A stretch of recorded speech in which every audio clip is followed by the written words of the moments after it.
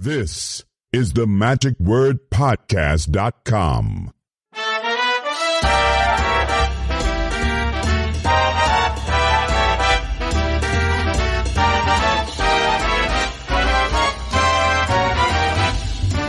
Hello, this is Scott Wells for the magicwordpodcast.com.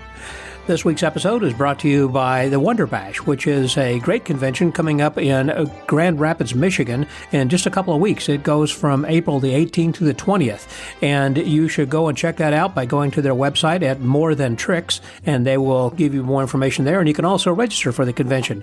It promises to be another great convention. There will be a little bit more information that we'll share with you when we talk with one of the organizers later on in the program. This week, we're going to welcome, I should say, Santa Claus, the Santa Claus from Colorado, and that is Mark Weidhaas. Now, Mark is also a past national president of the Society of American Magicians, and he also has a character that he portrays when he's doing children's parties and libraries and schools that was kind of based upon an Inspector Gadget that he made into an Inspector Magic, and he talks a little bit about how he developed that character and everything then as well as, of course, how to develop his Santa Claus. Now, I have been doing this with him. I've been doing it here in Texas, and he's been doing it in Colorado, but beyond that, he's been taking it internationally as well.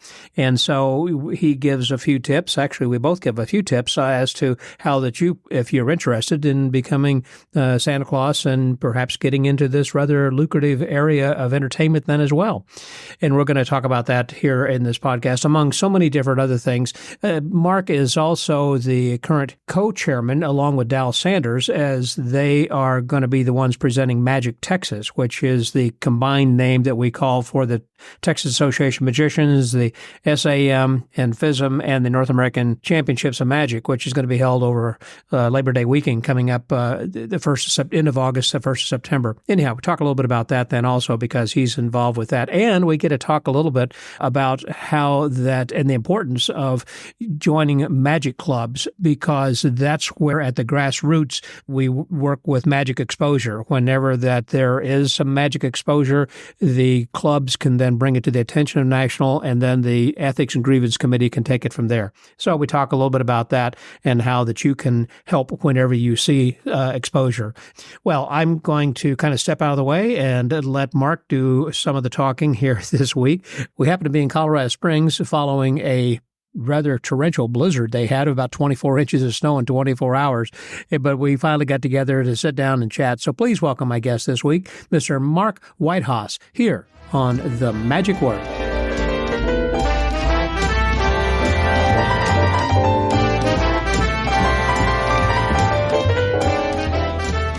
Today, my guest is a past president of past national president of the Society of American Magicians, and he served back in the year 2010. He has also been continuing to be involved with the SAM from the standpoint of serving on various committees and working with conventions as convention chairman. In fact, this year we are having the combined convention with the Society of American Magicians along with the Texas Association of Magicians and the FISM and North American Championships of Magic. So we're having a big convention coming up over Labor Day weekend, which is the first weekend in September. And more about that if you just check the convention guide on that. But Dal Sanders and Mark Weidhaas is the ones who are spearheading that, and it's going to be super. We're going to talk a little bit about that today then as well. But also, we are actually here in Colorado Springs, which is the home where Mark lives, and he is, as a professional magician, does a lot of schools, I guess, as well as children's parties as Inspector Magic. I'm sure that many of you have heard of Inspector Gadget, who was the cartoon character with all these cool things pop out. And so he has one that is called Inspector Magic. So he's developed his own little character. And I think that's something worth getting into about how that one does develop a character. And there's so much to talk about. This hour is going to go really fast. So I want to welcome my guest. Please welcome not just a guest, but a good friend. In fact, we were roommates at Blackpool this year, Mark Weidhaas. Hey there, Mark. How are you, sir? Hi, Scotty. It's so good to see you. You as well. Welcome to Colorado. And what do we have? 24 inches of snow out today? today? 4 inches. That's right. We were trying to talk yesterday, but because of the road conditions that he couldn't make it over here, the road conditions to get to his house or to my house were just impassable. And they'd even closed down I-25 for a little while yesterday, which is the main thoroughfare from Denver through Colorado Springs. Anyhow, we finally got together. And I got here. I slid in just before the snow came, and it dumped fast. I don't think I've seen anything quite like this before. Right. Now, how long have you lived in the Springs, actually? I've been here for 25 years now. Is this like the most snow that you've seen in this amount of time? We get spring snows where we get dumped on like this, so this isn't uncommon. It's okay. Yeah. It looks like a lot to me. It'll be gone in a couple days. Is that right? Yeah. Okay. It was kind of a wet snow, so it's kind of heavy. Uh-huh. So I wondered about how quick that would go. Well, that's interesting. I know that the pass also up through I-70 going through Eisenhower Tunnel was closed then as well. So I guess you got to wear chains, to get up there. That happens often. That's when they close the ski resorts, that's always a surprise. They had to do that this week. Yeah. Sure it does. I mentioned, first of all, about Inspector Magic, and that really fascinates me. I know there are several magicians, let's say like Silly Billy, who has a character in which he kind of dresses a little bit, with the big glasses and a bowler hat and the suspenders. And some guys who go in as children's show magicians will just go in with maybe a coat and tie or maybe with a funny shirt or something. How did you go about developing that character? Sure. Well, that was back 35 years ago, when Inspector Gadget was a popular cartoon. I always loved Don Adams from Get Smart, and he voiced the character. And I was first getting into magic. I'm a structural engineer by trade, and place that we lived in at the time, I was involved with our volunteer fire department. And I had worked up the ranks, taken a lot of training, moved to a new area and out on Cape Cod. And they didn't have volunteer fire, and they didn't have need of my expertise. So I was like, okay, I need to come up with a new avocation. And that's when magic started. And so you kind of got into magic late in life, basically. Exactly. In my very late 20s. You were inspired by? And Copperfield, watching Copperfield specials when I was in college. I was always amazed at that. And I combined my knowledge as a firefighter and safety and magic, and realized I can combine the two. I can use my uniform as firemen. We would dress out in our blues and with a badge and everything. So I looked like an officer or some sort of official, and perform magic. Yeah, perform magic, but include safety messages about fire safety. Sure. So, and it's just kind of stuck. And that's my favorite type of programs to do is educational scope programs, but haven't really done that safety program. We did a program about bicycle safety and wearing helmets, because 30 years ago, now everyone wears a helmet. Correct. 30 years ago, they didn't. No, they didn't. Right. And so there needed to be a transition where people got to realize, I really should wear a helmet to protect my head. And so anyway, we came up with a Forgetful Freddy routine that had to do with clever idea. wearing a bicycle helmet. Did you do that also in libraries as well as schools, I guess? Yes, libraries. Actually, that was my very first public show, was in a library. I had contacts with all the library systems on Cape Cod. There's quite a few of them, and they'd hire me for a couple times a year, and so it was like once a month I was doing a library program. Cape Cod had to be a beautiful place. I mean, I've been out there a time or two, and as I recall, there's like just one bridge in and out of the place, right? Yeah. Well, but that's as a performer, you're constrained because you can't. You're on this spit of land that goes out, and you can't go north, you can't go south. All you can go is east and west. But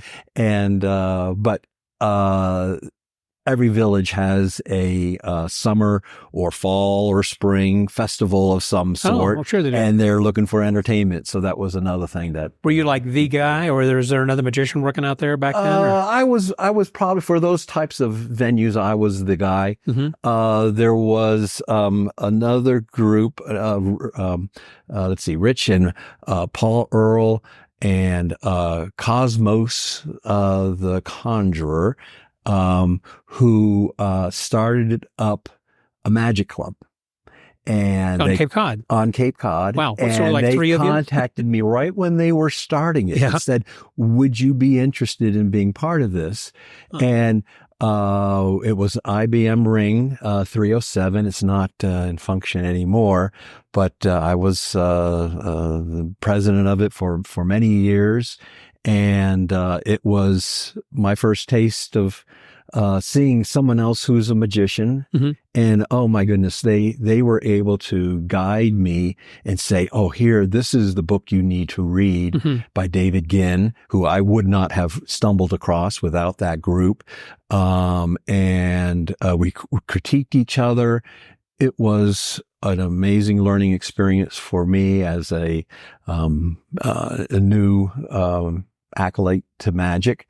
And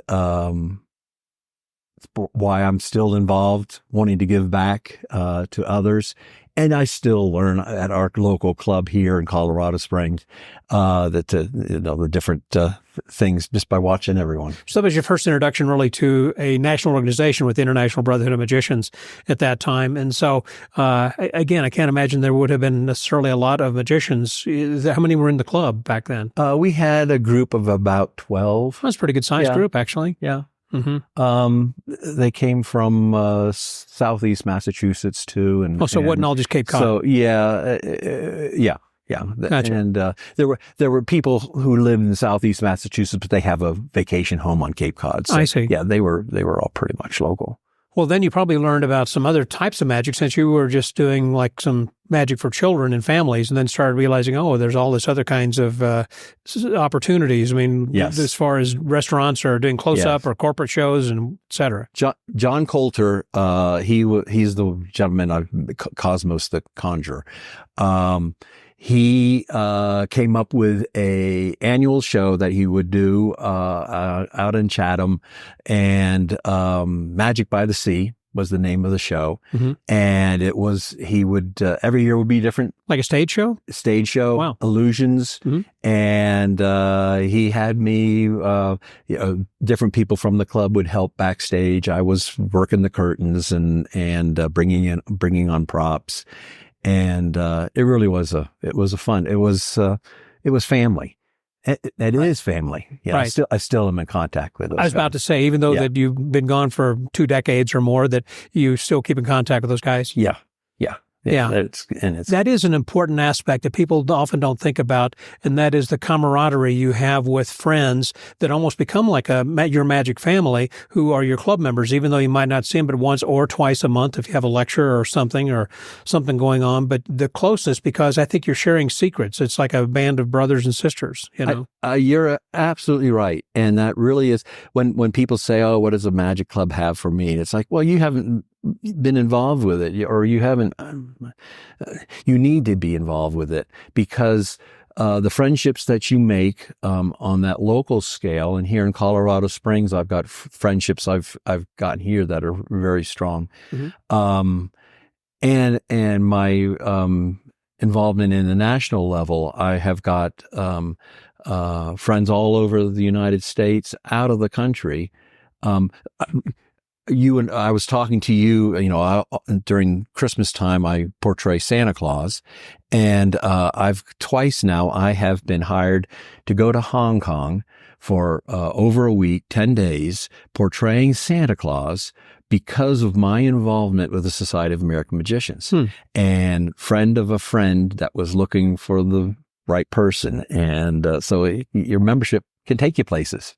It really can. And speaking about the friendships, I know firsthand, 8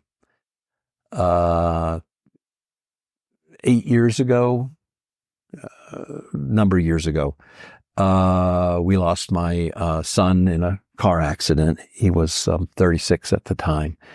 And if you've lost a child, it's very difficult, especially around holidays. It's just not something that you ever get over. Right. And I remember at our memorial for him,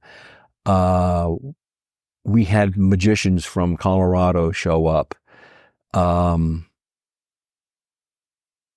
I'm just amazed that those people came out and were there to support us. And had to be very difficult, first of all, but then you have that kind of, again, familial support group who are there not just out of respect, but out of love as well. Exactly. There's a couple members who have also gone through that, Gene and Clem Kennicott. Clem, rest in peace. But they lost a son also, and they're from Albany, New York. Mm-hmm. And they would, and still do, at certain times of the year, reach out to us and let us know that they're thinking about us. So that's nice. It really is a family. Magicians are amazing. Yeah, a great support group. We're going back to your Inspector Magic then again. There are some people perhaps overseas who might be listening to this, and I don't know whether the Inspector Gadget is an international cartoon, but can you explain a little bit about who that is? Sure. So he's a bumbling spy, just like Maxwell Smart from Get Smart, mm-hmm. or from Pink Panther. Yeah. So that was my idea. Okay, I'm going to be, and that's my character. I'm a bumbling magician.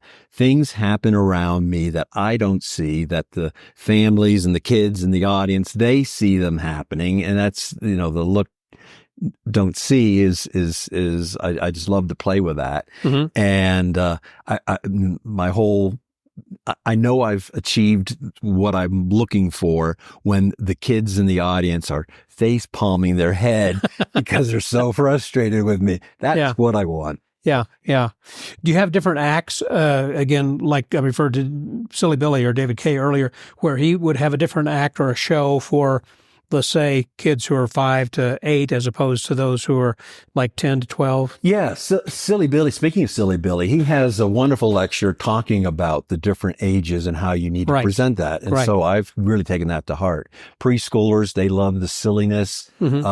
Elementary and fart jokes and things. Yeah. And elementary school, they like to see the magic. And then you get to the older kids and they're like, too cool for school. They want to challenge you. So instead of challenging them, I like to bring them in, and I'll perhaps explain how something works, or and hopefully, of course, there's a zinger at the end that he really didn't explain it the way that they thought, but like a sucker trick. Yeah, but and a little more elegant magic too for the older kids too. So so I would think that you would have to change that up a little bit, for the different ages then as well. Now, do you do it because you have a full-time job as a structural engineer? Are you performing only in the Springs, or do you go up to Denver or travel around the state or country? I'm very fortunate that in my career, I have the ability to take off for an afternoon and make up that time. So my Denver is probably where my biggest market is. Oh, it is? Okay. For work. And that's about 75 miles from here north? Yeah. But we go out to the mountains often, to the different ski resorts and places there. For families who invite you to come out, you mean? Or what? Yeah. There's a couple different places. There's like a YMCA camp that would have me almost every other weekend during the summertime. And they put you up and really take care of you. It's wonderful. Mm-hmm. And of course, summer times, all the library systems are reaching out, looking for entertainers. So wherever. Yeah, and we perform. I don't think at the get-go I had mentioned about your Santa Claus gig, but I certainly meant to, because that is a major part of what you do then as well, and been doing that for how many years now? I again, because of the Society of American Magicians. Yeah. It's a long story. I won't tell you the long story, but I was growing my beard out a little bit. Okay. There was a reason, but and I was getting ready to shave it off. And Dal Sanders, who's the co-chair of our convention that we're having in Dallas, mentioned me. Said, "Boy, you'd make a really good Santa Claus." And I thought about that. My father was a Santa Claus. Oh, was he? Just for friends. Okay. But it was a German. He had, I think his father, my grandfather, was. I guess also, it is a German name, Weidhaas. It was, yes. Yeah. And so my father as a child was always looking forward to seeing Santa arrive at his home. Sure. And we as kids would be looking forward to seeing Santa also. And when I got to be older, I realized that my father was also going to, he was a professor at Penn State University.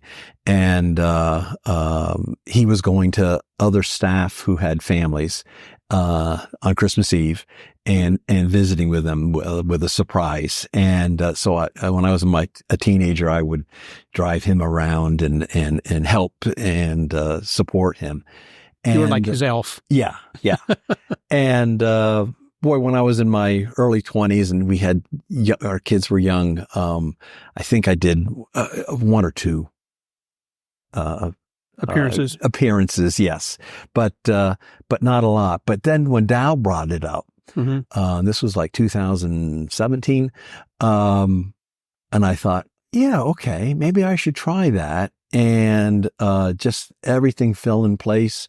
My daughter's roommate is a photographer, and she contacted me that said, "Oh, I've been hired to do this photo session at this location. Can you be the Santa Claus there?" And she took amazing photographs. And because of those amazing photographs, I was able to use them to sell for other things. And the thing about being Santa Claus is you're hired one year. They'll hire you come January. They're already talking about booking you for next year. That's true. So you have, your schedule fills up so quickly. Yes. But it's fantastic. And that feeling of joy when the little 4-year-old comes running up and gives you a big hug around your legs, there's nothing like it. Now, what about your outfit? When you had first developed that, did you have that custom made? Did you buy one when Dal said, "Hey, you'd be a good Santa"? I mean, right. You thought, I don't have a Santa Claus outfit. What do I do? Yeah, I did some research. I think there's a place in Hollywood, Adele's, that sells Santa Claus outfits. And I got something.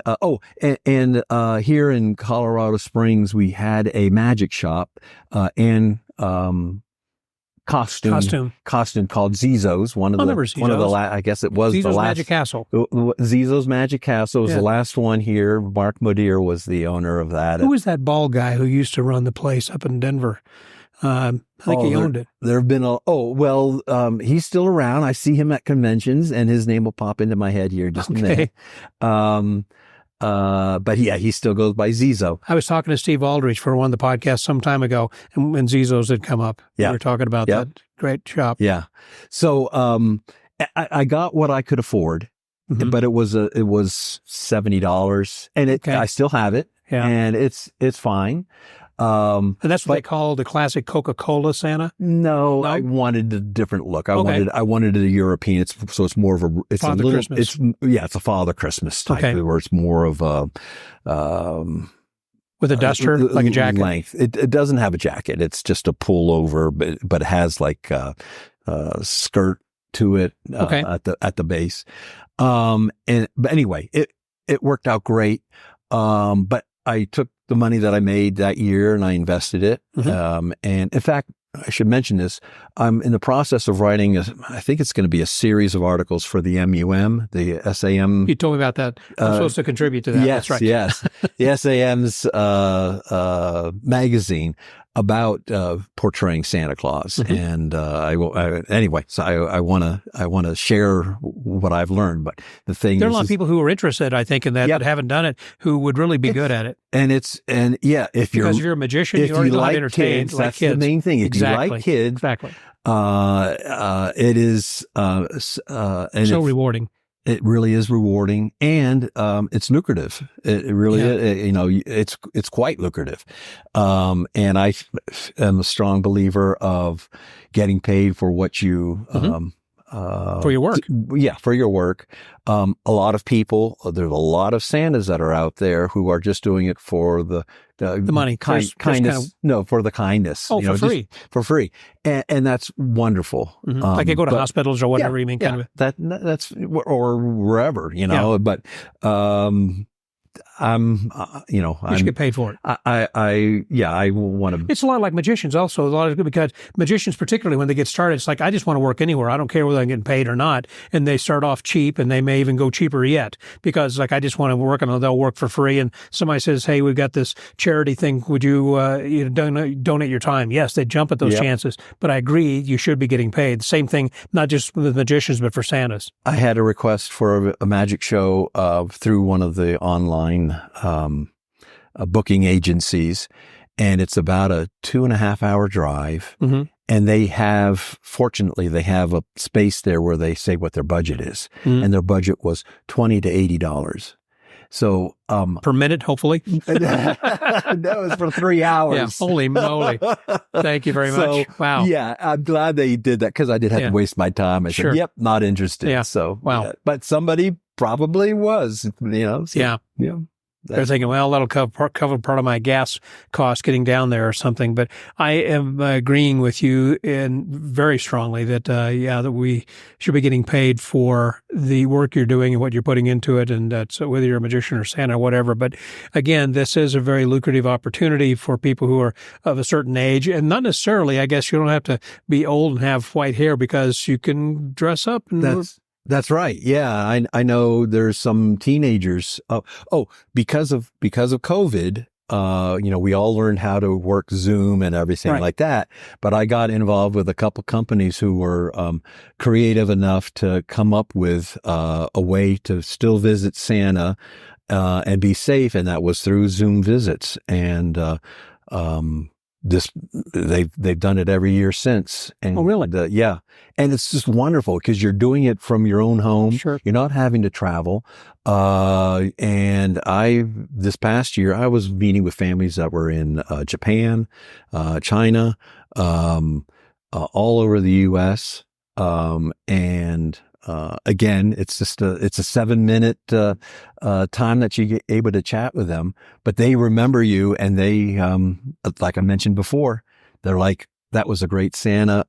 The parents are thinking that was, of course, the kids say, that was Santa. It was, right. In fact, I had one young girl, because they'll give me notes. They'll say, her teacher's name is so and so, and she's been doing very well in math this year. So I can bring that up. And one time, one of the little girls says, how did you know that? And her older brother, he must have been 9 or 10. He just nonchalantly says, because he's Santa, silly. Of course. There's a logical explanation. Yeah. During Zoom did a similar kind of a thing, and thinking also that was going to perpetuate itself. I thought it wasn't just going to be a one-time thing. So I bought a background, looked like Santa's village, kind of a thing that I could use. And I had some screen overlays, et cetera, et cetera. And similarly, it was a company that had like 10-minute intervals. So every 15 minutes, I had a different child that would come in. And beforehand, they would send me a whole sheet of things with specific answers, just like you said, the teacher's name, their pet's name, their sister or brother's names, different kinds of things that Santa should know. And then I did a couple of tricks also. There was a great trick that David Heyer had come up with some time ago where you have a picture of Rudolph that is like from a coloring book. So it's just a drawing of him, and you would use a delight underneath there on your thumb. So when you hold the piece of paper, you push it underneath where the nose is, so it looks like that the nose is, getting red. So I would hold that up to the camera so it'd be full screen, and then I'd say, say Rudolph's name. When they do, his nose would light up. But then when I'd move the piece of paper away, I had a red nose. You had a SpongeBob nose. Yes, perfect. Perfect. So, I forgot. Yeah. So anyhow, there are so many things. You're right that you could do with Santa and different places, and not just in shopping malls, although that's a great outlet as well. But there are a lot of private parties and things that you can do. And as you said, it is quite lucrative. And there is a place then online, I don't remember the name of the website, where I had purchased boots and some other kinds of paraphernalia to be Santa.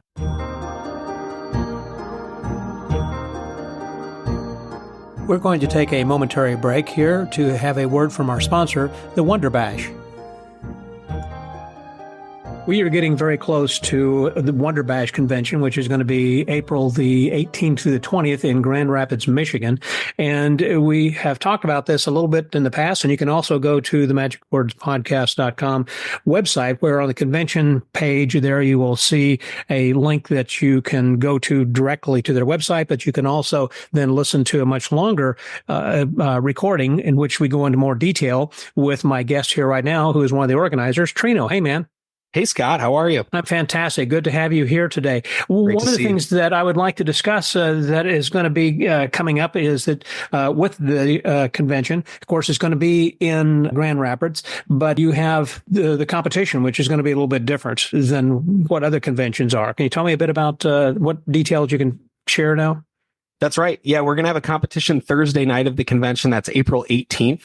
And I don't have all the details yet, but it is going to be a walk around competition completely judged by lay people. So once we have all the details for that, and if people are interested in applying to compete, that will all be posted at the website More Than Tricks as well. And also you're going to be having an auction. We are.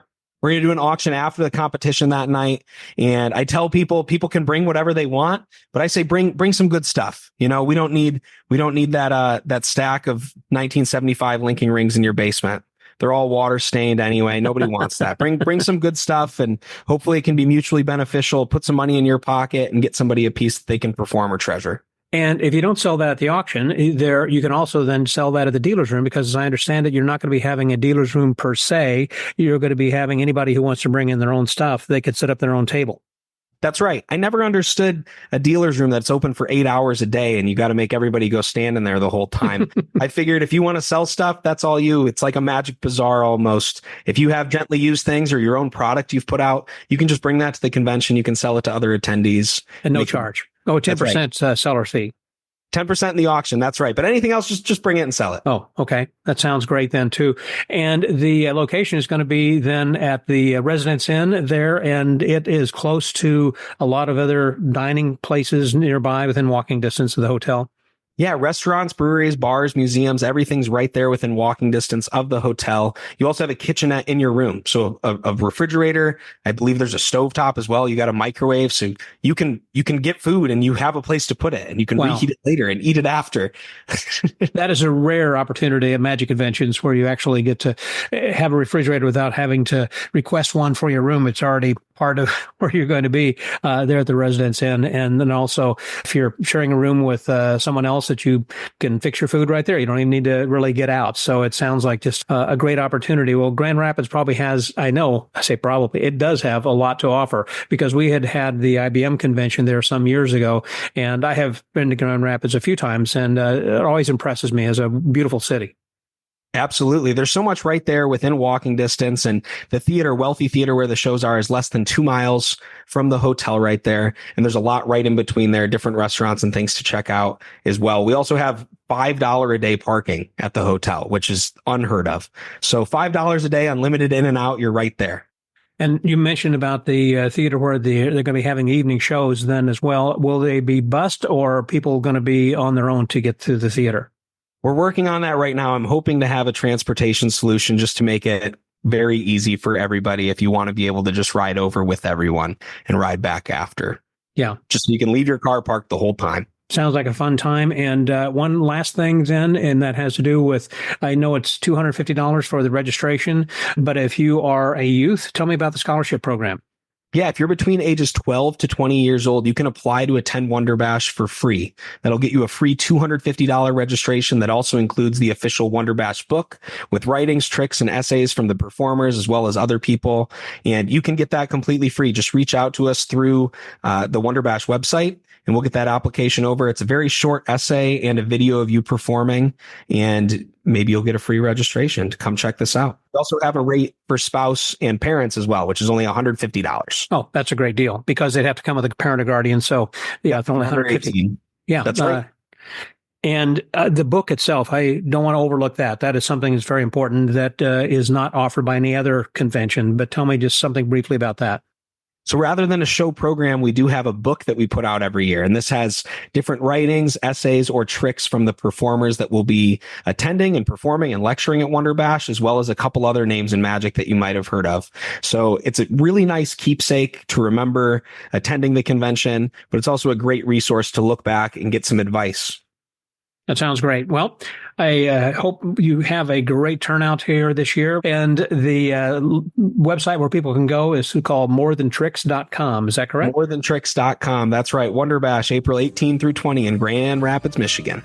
You've just said it all. Thanks very much, Trino. See you there. Thanks, Scott. And now, back to our conversation with Santa Claus. Mark Weidhaas. And, just like magicians, there are Santa clubs and I was about to say that very thing. And so, yeah. Have you gotten involved with any of that? I haven't. I haven't gone to an action. There's one here in Denver. Oh. But I haven't been able to get involved in that. But through the Facebook groups and things like that, I've been, for what I've been looking for, I've been able to. Because you have to be able to respond extemporaneously and with great knowledge, supposedly, not only the names of the reindeer, but all kinds of things about when they ask you unusual questions like, right. How much do you pay the elves or whatever. Some people avoid that. I enjoy it. I do too. I want the challenge, and it's a lot of thinking, and you have to have a little bit of a backstory of what your version of the North Pole is. Exactly. And it might be different from someone else, but so what's been a good story that you've had where some kid has asked you something that you had to spin a good one? Let's see. This past year, when you ask the children what they want for Christmas, usually you want to be up to date with what's the latest. Oh, that's absolutely true. Yeah. Yes. And you got to know the toys. The cartoons. The boy said, or no, it was a girl. She said she wanted a Stanley Cup. A Stanley Cup. Okay. I said, why do you want, you're into hockey. I understand that. Yeah. But okay. What are you going to do with a Stanley Cup? Are you going to drink? Oh no, I just have cereal out of it. And then I realized the Stanley Cup she's talking about was it's a new type of thermos.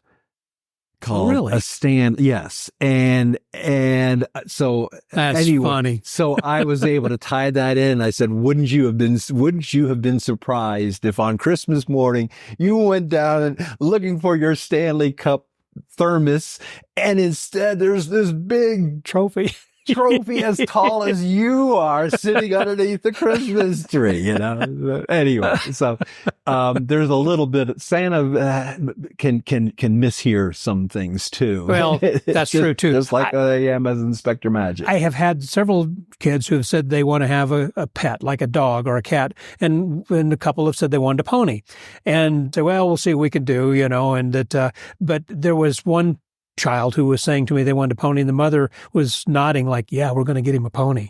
So it's like, well, you'd be good. We'll see about getting you that. There's a very good possibility I might be able to bring one, on the sleigh and have room. Oh, I hope so. And the mom was going, yeah. She was encouraging me. It's like, okay, I guess you got a place for it. So whatever, that's fine. Then I had this other little girl once, and I asked, who was your favorite of the reindeer? And she said, I like Vixen. And I said, why? And she said, because she's the only female reindeer you have. No, I don't. Santa's an equal opportunity employer. I got half and half just because their names. That's interesting because from some of the information I've gotten from other Santas, they have a list of stories that they tell about each of the reindeer, how they got their names. And that was one of the stories, is that Vixen is the only female reindeer. Oh, really? And I've also, being an equal opportunity Santa, I've switched that up. So there's several others that are. And technically, since they have antlers, and I've had some children quiz me on this too, because they have antlers during the wintertime, they are all female, that the male reindeers actually shed their antlers in the winter. But the female don't. That's a good answer for that too. What I have then started saying, well, I don't have Dancer and Prancer and Comet and Vixen anymore, that I moved on. I've got Lakeisha, Leroy, and Ahmed, and Christian. I've got different, because, I put the rest of them out and we have reindeer games. They get to play with each other and everything, but we have new ones that we're always practicing the reindeer races, because so you can fly the fastest and throughout the year to keep them exercised. So it is a lot of fun, and it's challenging. And also I like the challenge of the kids asking those kinds of questions. Same thing like doing impromptu magic, in which you're doing what I'd call jazz magic, that, you're doing something for a group of people and you're going in the direction that they like something. If they like card tricks, fine, or coins, you kind of go in a direction that they want to go, and just kind of make it important to them, I guess. And the same thing, that experience with Santa should be important. I assume also you, like me, have some kids that just run in terror. Oh, yes. And I was one of those kids myself. Were you when you were a kid? I really was. Yes. I was so and I've had time when I sit in the chair and just gets quiet. I've had time to reflect on why it was like that. And it was like, just give me the candy cane, and I think there was the fear was, if Santa were to ask me what I wanted for Christmas and I forgot something, oh no, I forgot to tell Santa. And so that was the fear. But yeah. And if, for our photo shoots, I've worked with several different photographers on photo shoots. And if I can have, 4 or 5 minutes before they start taking pictures, I usually can get those children who are hiding behind the mother's legs to warm up to me and come up and sit and read a book with me or something. And that's, Another thing that we have to watch out for, and then I'm going to move on to a different subject, and that is, of course, with having children sitting on your lap and putting your hand on them. I have learned from Ronald McDonald to make sure that your hands are always in sight. So when they take the photo, that they don't say, hey, that he was fondling my kid or something, because I don't see his other hand. So I make sure that I got my gloves up all the time so people can see. Yep. Unfortunately, that's the way we are today. Yep. Unfortunately. But it's, again, circling back to the Society of American Magicians, we had an incident with, we had an incident. A member. And because of that, which could have been a negative thing, we've really turned it into a positive, that we now offer training for youth protection. Oh. And in fact, we're going to do that at the convention in Dallas. Good idea. And so it's a set amount of pieces of information that you end up learning. And it just like they instruct scout leaders sometimes. Just like scout leaders. And after you've completed the course, you get a certificate, and it's something that we're trying to do to make people aware of what, because if a person wouldn't know about the hands if they hadn't talked to you, for example. Right. They would talk to me. Talking about current things that are happening, and clubs also, I want to kind of change directions a little bit, and that is about some discussion that there's been of late having to do with the exposure of magic. And sure. And I want to know, is that something, again, being a past national president, is that something that the national organization looks at, or do you think that's a club level thing that they should kind of govern their own people? Well, first, it's so frustrating when you see that, because as you start talking about it, you're making more people aware of it, and you're actually good point. You're driving people to these sites or whatever, and seeing this. And they're getting the clicks and everything because of us. Right.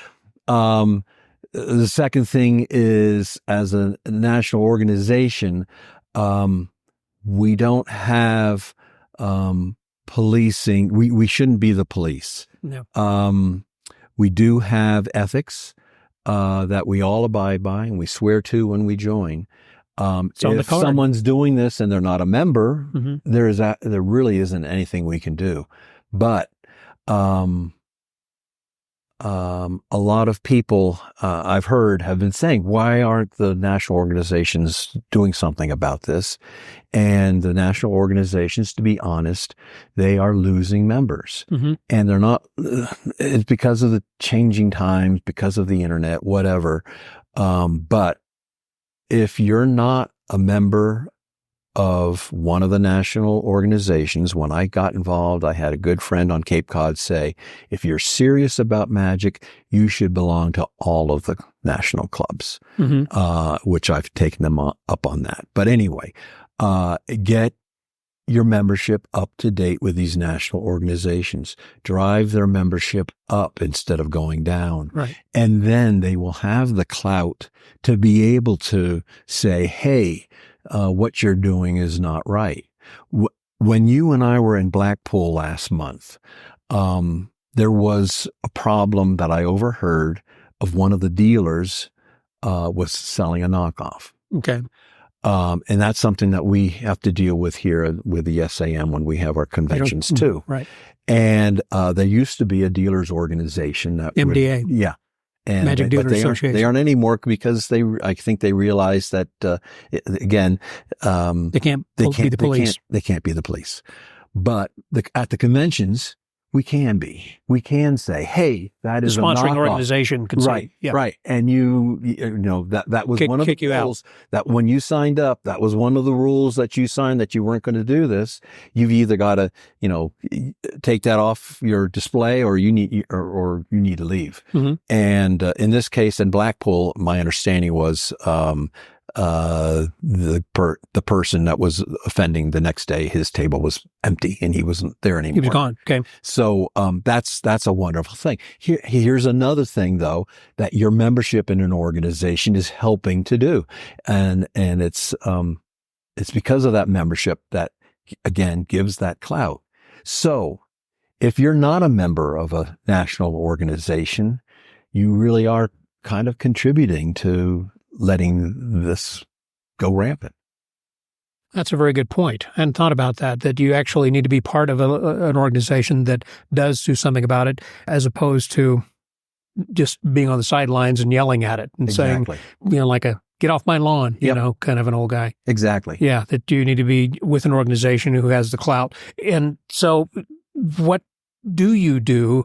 I mean, with the Ethics and Grievance Committee, I assume that you do take action at some point. Yeah, if it's a member, and there's any other member can raise up a concern. Okay, it goes to the Ethics Committee. So it has to start with someone making a complaint. Got to make a complaint, and I know filing it.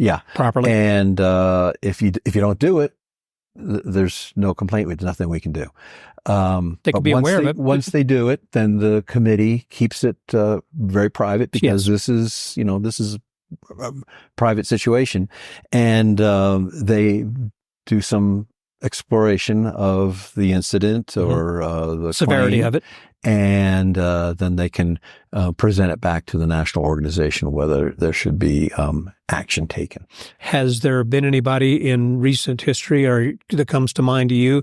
I mean, without naming names, but has there been people who have been removed from the list who have, within the last few years even? Yeah. Okay. So that's an ongoing thing. So it's okay. That's what I was wondering, because people have asked me about that. We have, we normally, the national officers or the National Council of the Society of American Magicians meets twice a year, once at our convention and then another mid-year meeting. And we have the ability to have a special meeting. And we've had a couple special meetings in the last couple of years. So just to go over things like that. And talk about those very kinds of things.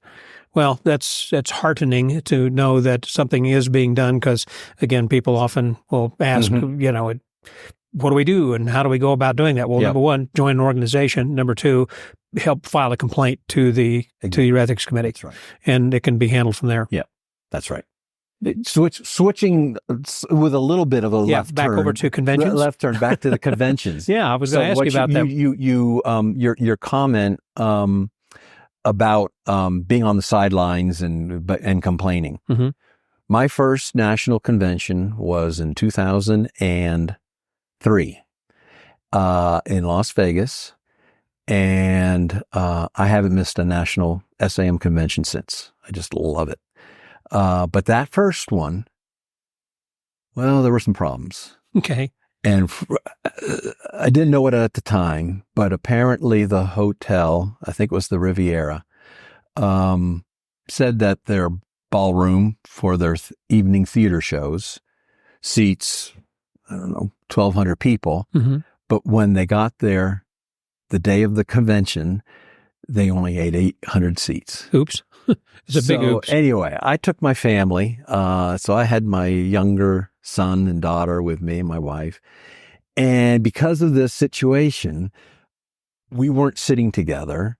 They had us kind of in booths and things like that. I was kind of sitting backwards.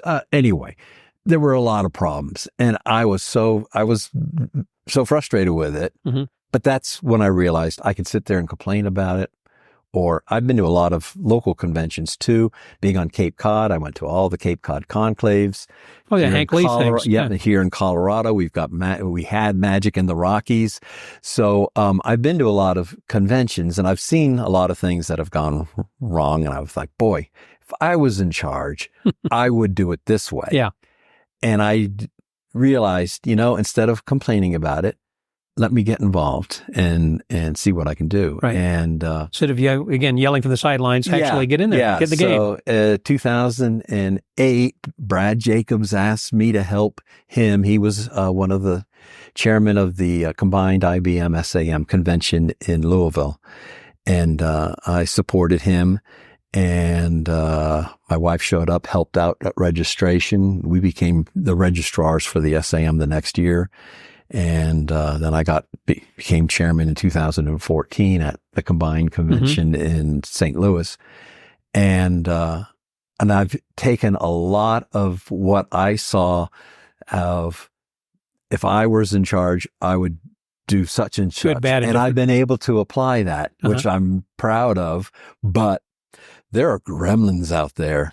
They just, they want certain things to just not work out. And so there are times when I'm like, afterwards thinking, it could have been so much better. We really have turned the conventions around.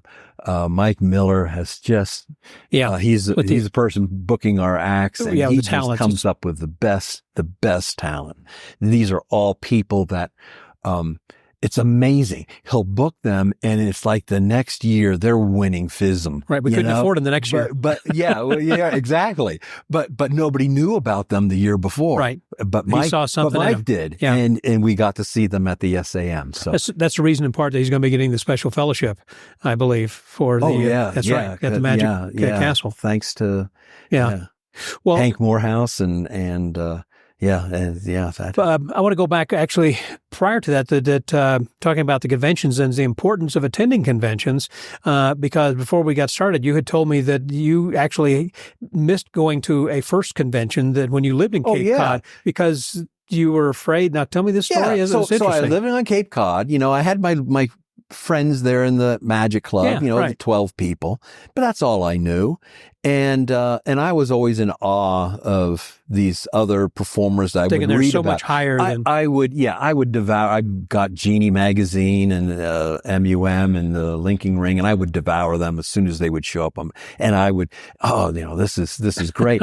and here's an opportunity for me to meet the people who are writing these articles and everything. And the SAM came to Boston. You'll have to look it up what year that was, 1990 something.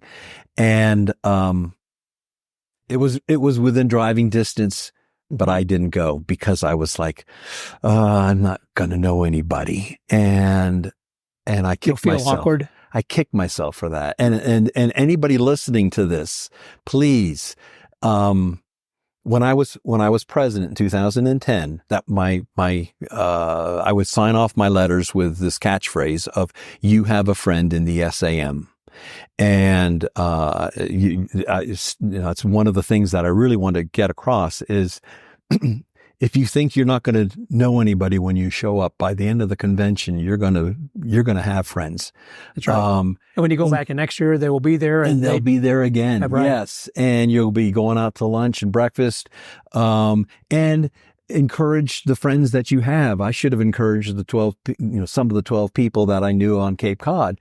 Hey, come with me. Let's share a ride, and we'll go up to the convention together. And it's so much more fun to go to things like that when you've got other people that you can, sit with during the shows. I met you in, I don't know. Well, I remember you walking up to me at a TAOM convention and surprising the heck out of me whenever you said, "I've got a presidential citation for you for the Magic Word podcast." And I said, "What?"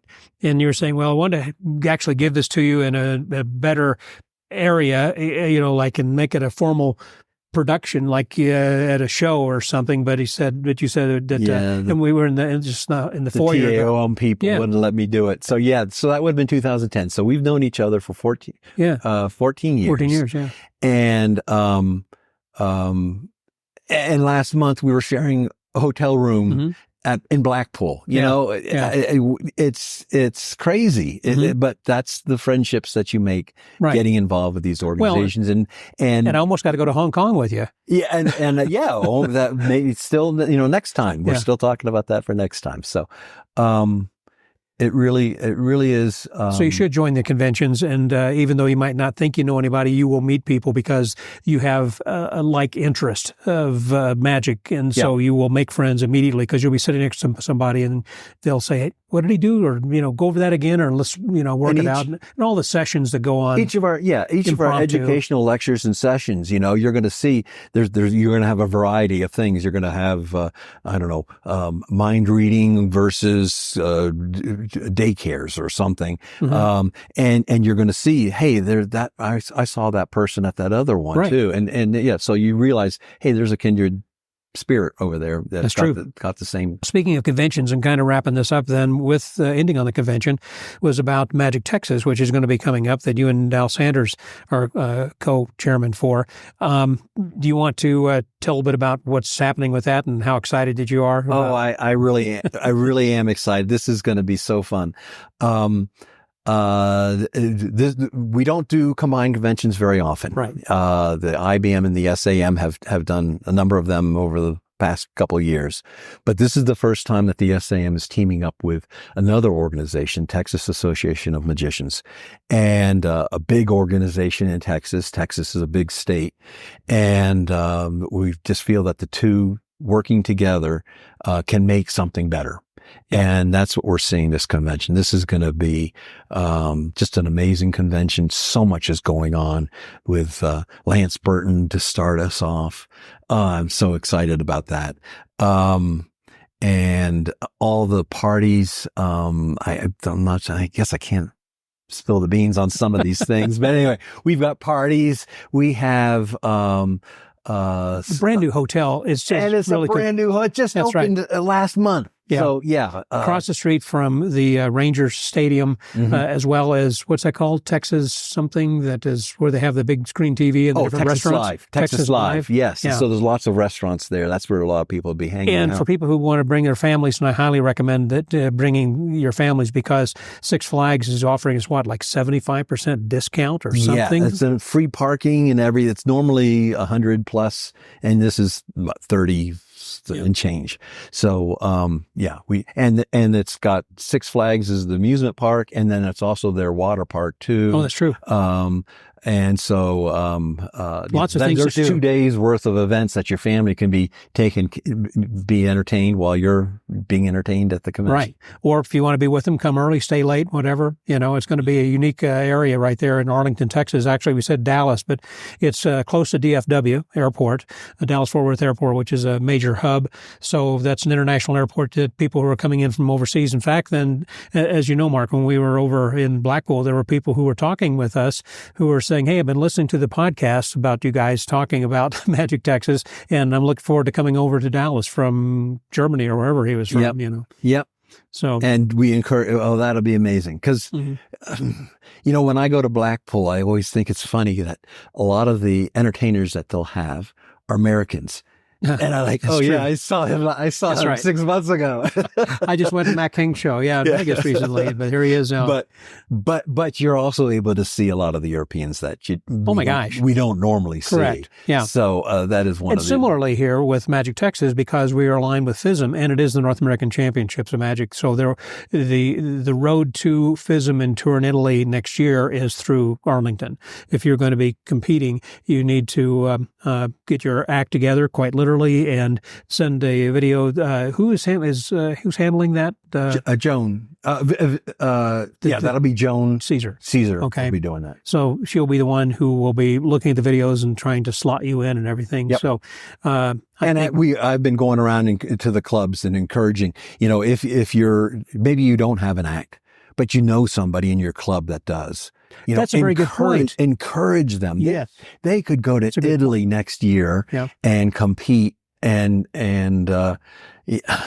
what a something to add on your resume to say that you were a FISM. If you got questions about that or want to compete or want to contact Joan, the email address is b@magictexas.com. That's be@magictexas.com. So you can send an email over there to them. I know this sounds like an advertisement. And of course, magictexas.com is our website, and it's got all sorts. We have a lot of information on the schedule already up and registration. I know some people have contacted me also saying, how do I get to be on the bill? I'm interested in actually performing. Well, they're kind of already full. Mike Miller, again, has done a stellar, outstanding job, as usual, of securing some talent already, many of which are already FISM winners from the past, or FISM performers and participants or whatever. So they've pretty much got a full bill of people that you will probably, I say you being the listener, haven't seen before because they don't come to the United States very often, like Norbert Ferrer, for an example. I believe he's French, I believe. Right. And he has a big act. I mean, it's cases that he's having to have shipped. Yeah. That's right. Yeah. That's right. So anyhow, a lot of people are coming. It's going to be great, and it's going to be just a lot of fun. Well, Mark, this has been great. Thanks very much. I appreciate your time. The name of my podcast is called The Magic Word. And so I always like to close by asking, what is it your philosophy of life? What's my philosophy of life? Phrase life is magic. Life is magic. So live life, live magic. Live life, live magic. And that's what we should all do. Thank you very much. A lot of fun there, Santa Claus. Fellow. As we ho-ho on our way out of here. Thank you very much. That was Mark Weidhaas. This is Scotty out.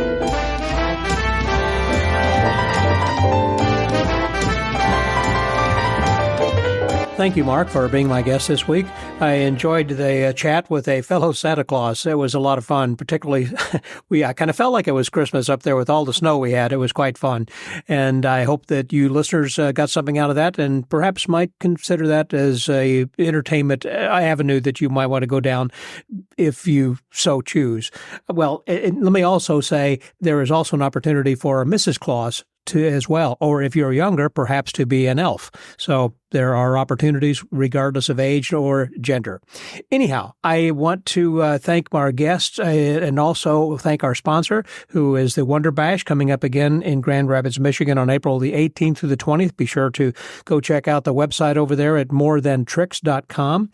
And also, I would appreciate if you could give us a 5-star report, just go to whatever platform that you use, preferably iTunes, but whatever you're going to be using. I understand Google is going to be changing their platform here shortly, and so they won't be carrying the podcast. It's being transmuted over to another server, apparently, so Google's not going to be handling that soon. But anyhow, I appreciate if you could give us a 5-star review as well as some complimentary comments. That would be great and help our podcast to grow. So until next week, stay well, get booked, and remember to live life and live magic. This is Scotty out. Ho, ho, ho.